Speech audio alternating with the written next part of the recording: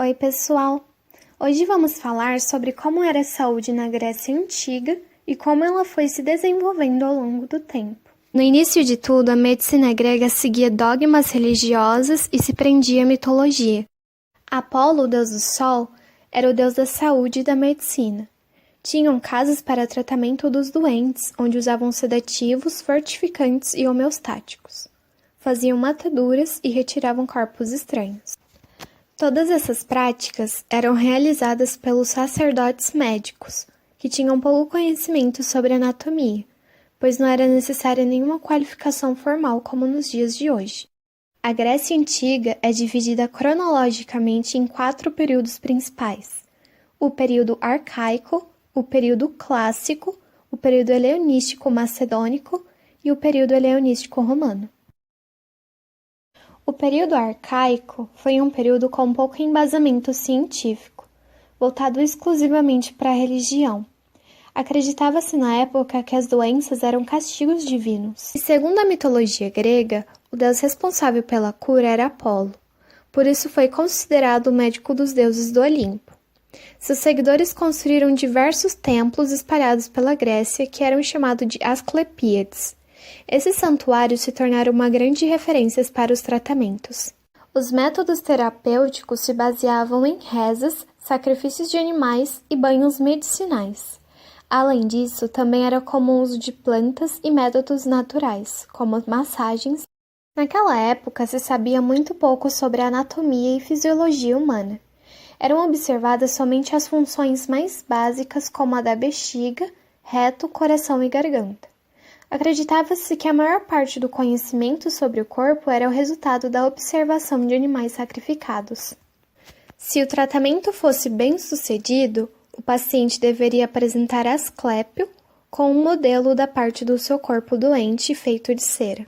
Foi com Asclépio que surgiu o símbolo da medicina, a serpente enrolada no cajado.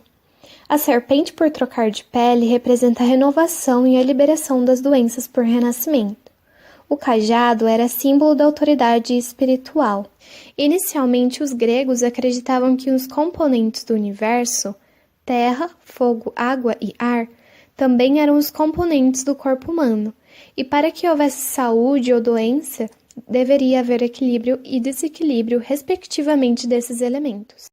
Houve importante contribuição de outros filósofos, como Pitágoras e seu aluno Alcmeão. Pitágoras, além de ser um matemático brilhante, descobriu que o cérebro é o órgão central das atividades humanas, e Alcmeão foi o primeiro a atribuir a saúde ao equilíbrio dos elementos e a doença ao desequilíbrio. Foi no período clássico que ocorreu o maior avanço científico da saúde grega, centrado na figura de Hipócrates, que deu à medicina grega o espírito científico e os aspectos éticos. As 3 principais contribuições de Hipócrates para a medicina foram separá-la da teologia e da filosofia, reunir todo o conhecimento solto das escolas médicas em uma ciência sistemática e dar aos médicos uma inspiração moral. O conhecimento hipocrático da anatomia era praticamente o mesmo de um escultor, baseado apenas nas partes visíveis e palpáveis do corpo humano, e por isso seu conhecimento clínico a respeito das doenças internas era restrito apenas a manifestações que se tornavam externas no corpo. Para ele, a medicina se fundamentava na arte da verdadeira inspeção e observação, revendo o quadro clínico do doente várias vezes até entender o que significava, ao invés de só notar sintomas aleatoriamente.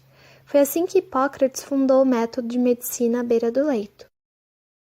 A doutrina hipocrática era fundamentada na teoria humoral. Essa teoria é baseada na ideia de que o corpo é formado por 4 humores: sangue, bile amarela, bile negra e fleuma. Cada um desses humores é associado com os 4 elementos e é também que há naturalmente em cada pessoa o predomínio de algum dos humores e que esse predomínio influencia no biótipo do indivíduo e no seu humor. Visto isso, teríamos 4 tipos diferentes de temperamentos: sanguíneo, fleumático, melancólico e colérico. Na teoria humoral, a doença é causada pelo desequilíbrio desses humores. tanto pela falta ou excesso. Já a saúde está relacionada com o equilíbrio. Um balanço perfeito de humores depende das variações climáticas, estação do ano, dieta e estilo de vida. Médico, cientista, biólogo e filósofo Aristóteles. Ele herdou a tradição hipocrática e por isso defendia a teoria moral.